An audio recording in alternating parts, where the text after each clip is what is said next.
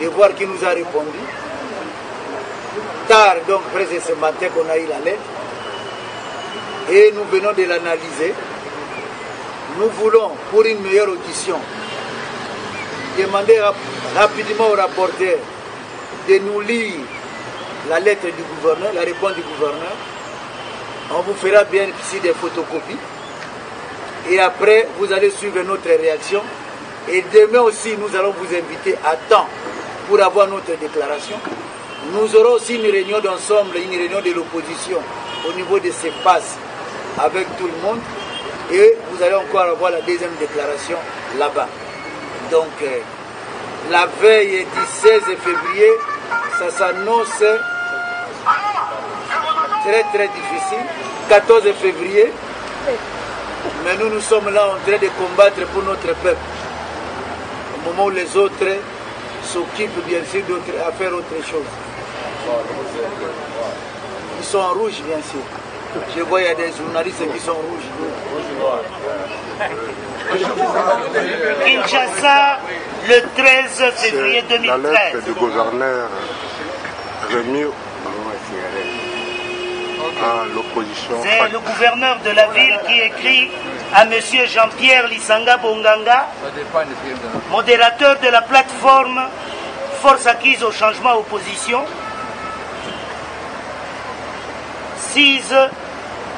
166 avenue Kabinda à Kinshasa. Monsieur, j'ai bien reçu votre lettre du 8 février 2013 faisant état de l'organisation le 16 février 2013 au départ de la paroisse Saint-Joseph de Matongué jusqu'à la devanture de la clôture du Palais de la Nation via l'avenue de Libération d'une marche pacifique suivie du dépôt d'un mémorandum au service courrier de la présidence de la République. Ce dont je vous remercie. Y faisant suite, et compte tenu des impératifs d'ordre sécuritaire du moment, je suis au regret de ne pouvoir prendre acte de votre requête.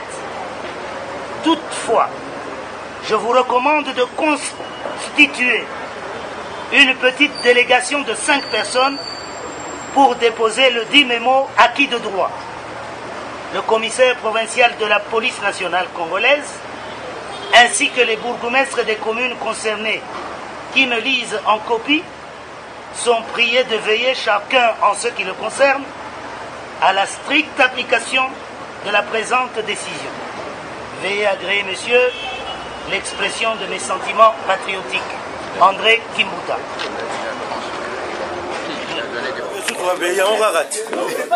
Soki yango de droite sunini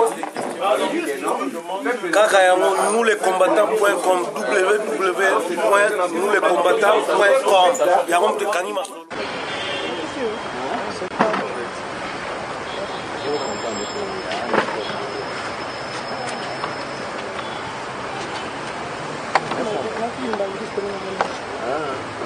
Mesdames et messieurs de la presse, comme il fallait s'y attendre, le gouverneur de la ville de Kinshasa, M. André Kimbuta, vient une fois de plus de refuser une marche pacifique de l'opposition démocratique prévue pour ce samedi 16 février 2013, en violation flagrante de l'article 26 de la Constitution, ainsi que les articles 5, 6 et 7 de la loi sur les manifestations publiques. La Constitution de la République démocratique du Congo du 18 février 2006, en son article 26, garantit la liberté de manifestation publique sur la voie publique.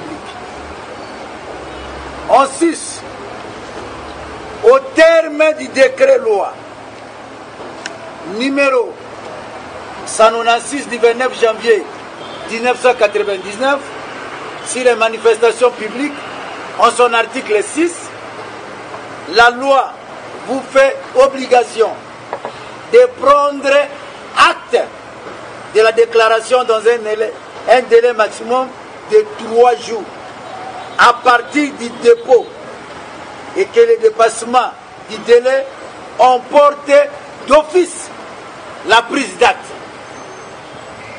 Dans ces cas d'espèce, les forces acquises au changement opposition constatent que la requête introduite depuis le 8 février 2013 a reçu réponse que le 13 février 2013, largement au-delà du délai imposé par la loi.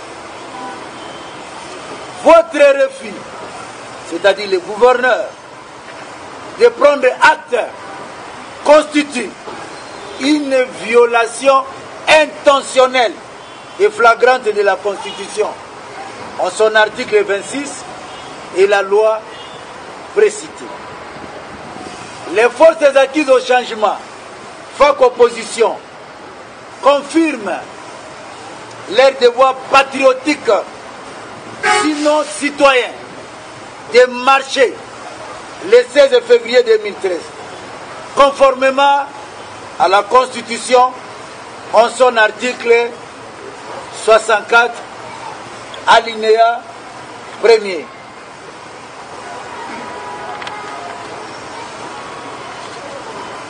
Mesdames et messieurs de la presse, pour le peuple congolais, les martyrs du 16 février 1992 ne sont pas morts pour rien. C'est pourquoi nous, forces acquises au changement opposition, décidons de marcher pacifiquement contre vents et marées ce samedi 16 février 2013. Pour le peuple congolais, pour que le peuple congolais puisse se réapproprier la démocratie confisquée par un groupe d'individus qui dirigent le pays par défi, qui dirigent le pays par procuration, pour refuser aussi la balkanisation de la République démocratique du Congo. Et nous devons marcher pour exiger la tenue d'un dialogue national franc et inclusif, seule et unique voie de sortie de crise pour la RDC. Nous devons marcher et nous marcherons pour réclamer le rétablissement de la vérité des urnes.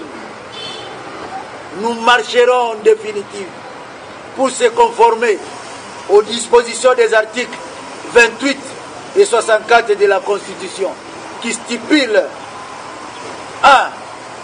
Nul n'est tenu d'exécuter un ordre manifestement illégal. 2.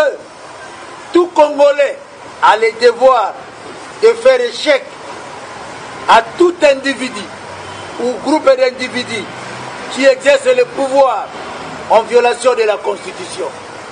Mesdames et messieurs de la presse, en vertu de cette disposition pertinente de la Constitution, les FAC opposition considèrent que la lettre du gouverneur de la ville de Kinshasa est sans objet. Mesdames et messieurs de la presse, pour les FAC opposition, mourir n'est rien, mais vivre dans la privation de liberté, vivre dans l'humiliation, ainsi que dans la soumission aveugle, c'est mourir tous les jours. Nous avons dit et nous vous remercions.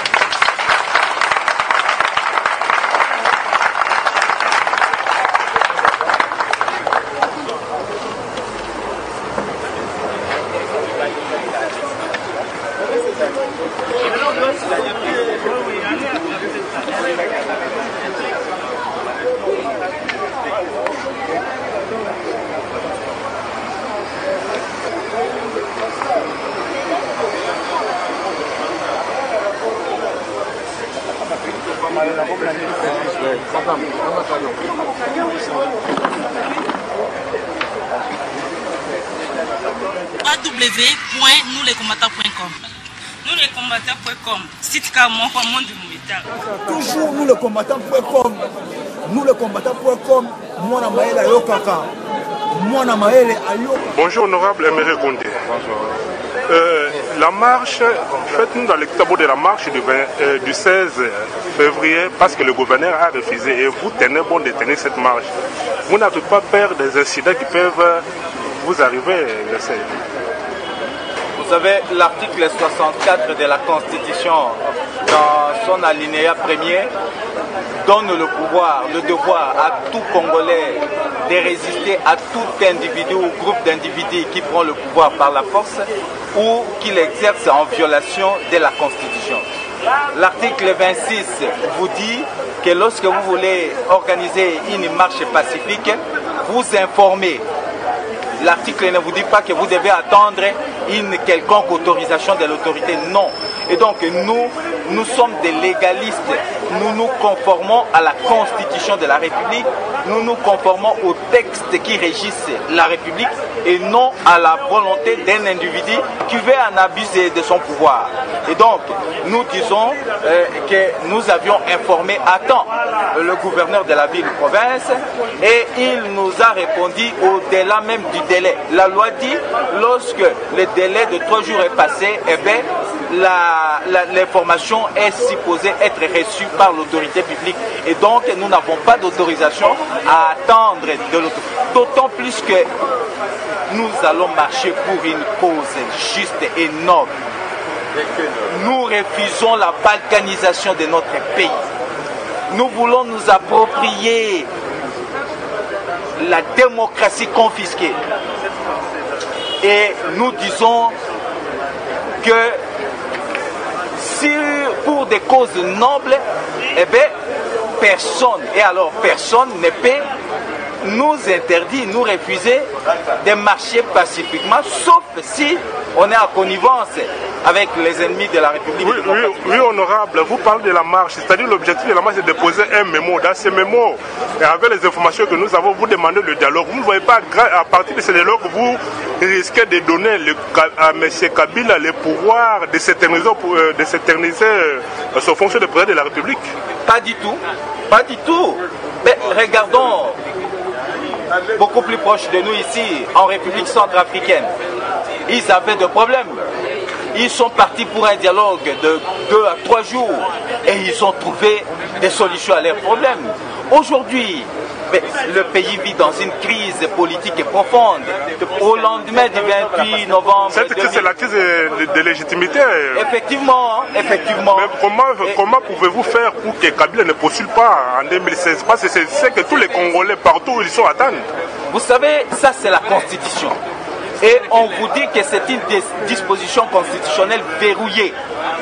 Vous vous représentez pour des mandats renouvelables une seule fois.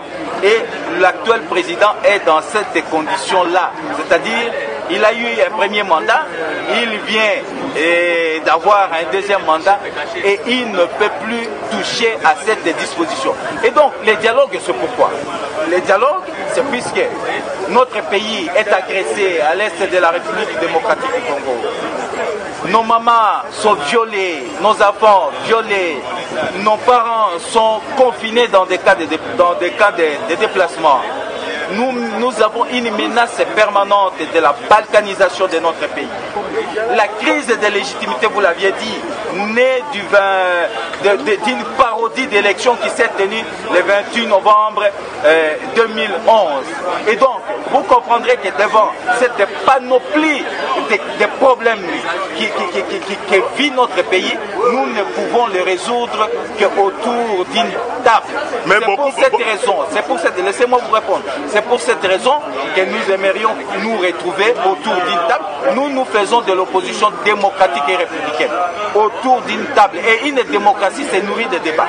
Autour d'une table, nous allons régler tous ces problèmes-là. Et nous allons confirmer la volonté que personne ne peut modifier la Constitution pour se représenter au-delà de 2 mandats.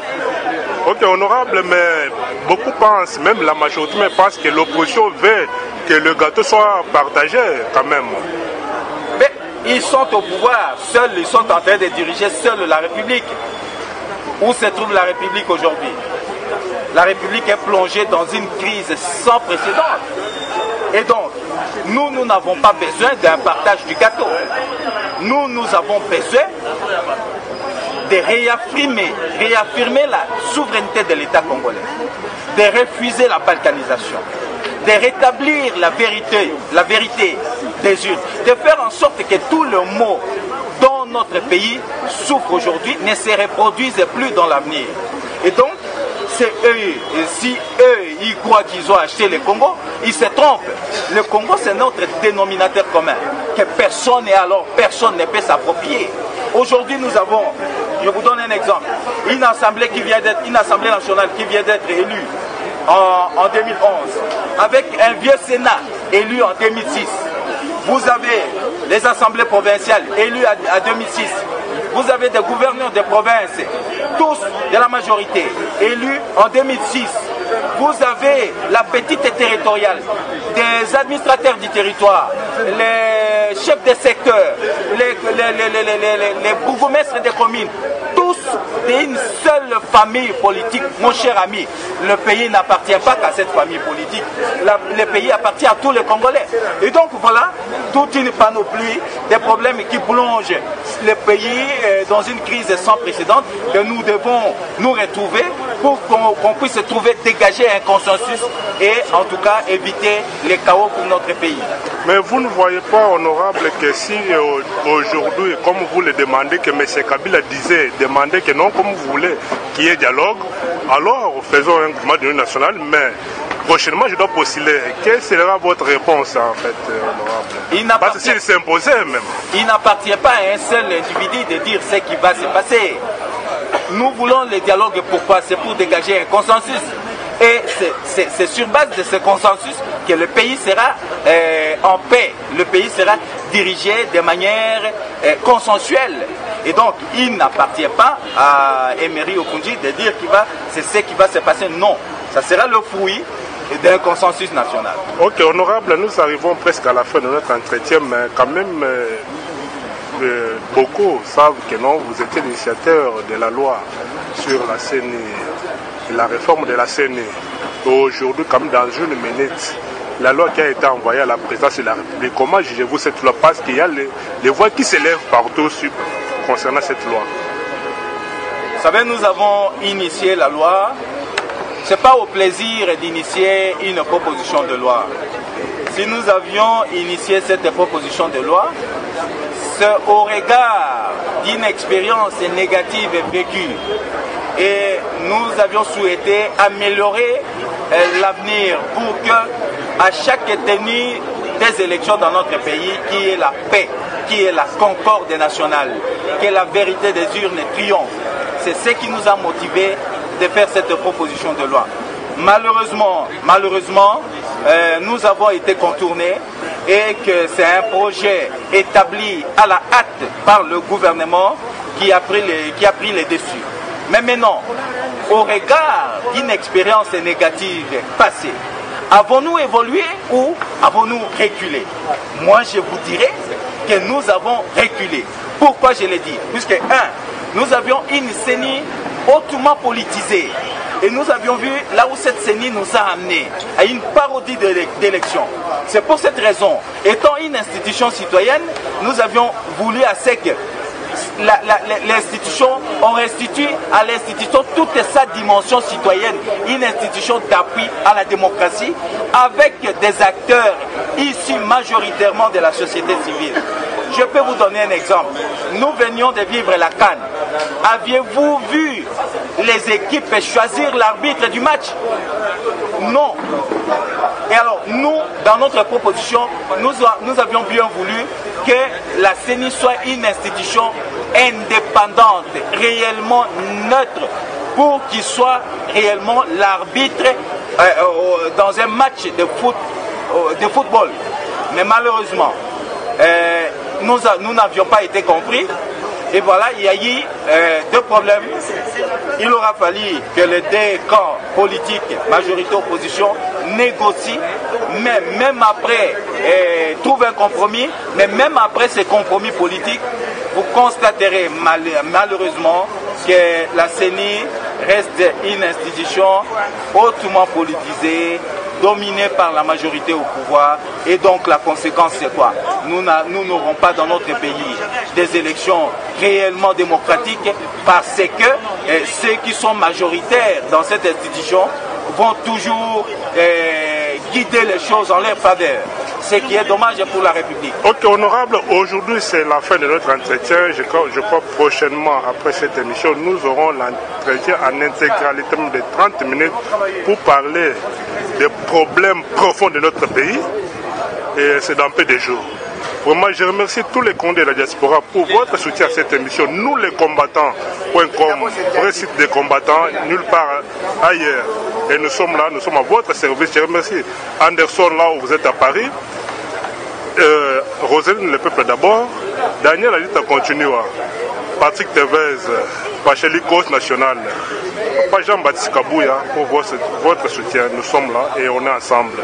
Sans rival en Afrique du Sud, le représentant de nous les combattants en Afrique du Sud, on est ensemble. Je vous remercie, honorable. C'est moi qui vous remercie et je profite de l'occasion pour remercier tous mes sœurs et frères de la diaspora qui luttent jour et nuit pour que le Congo soit un Congo uni et un Congo indivisible. Je leur exhorte de nous mobiliser davantage pour dire non à la balkanisation de notre pays. Merci. Merci.